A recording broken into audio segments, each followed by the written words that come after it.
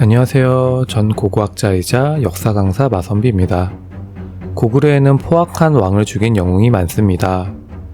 오늘은 우리가 잘 알지 못했던 고구려 영웅이자 고구려 14대 봉상왕을 죽인 창조리의 이야기를 소개해 드릴게요.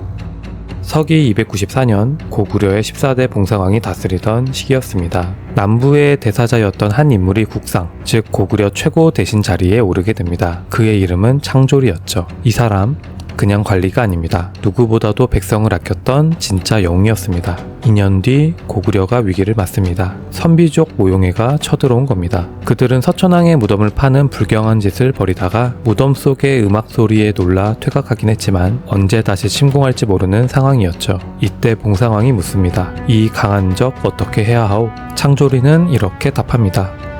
북부의 고노자는 현명하고 용감한 인물입니다.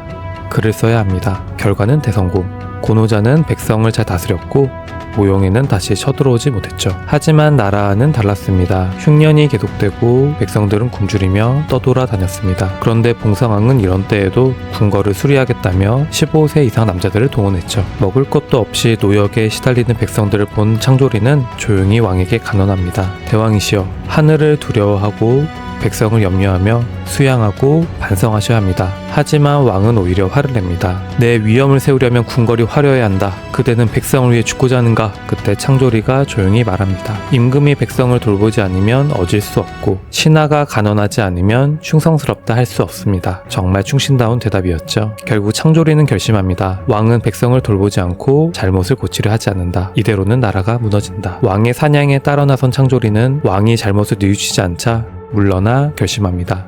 나와 뜻을 함께하는 자는 갈대잎을 관에 꽂으시오. 모두가 갈대잎을 꽂았고 창조리는 확신합니다. 그는 곧바로 왕을 폐위시키고 새 왕을 옹립합니다. 그리고 봉상왕은 스스로 목숨을 끊고 무대를 떠납니다.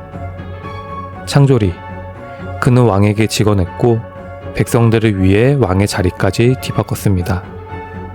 쉽지 않은 결단이었지만 그는 이렇게 말하는 듯합니다.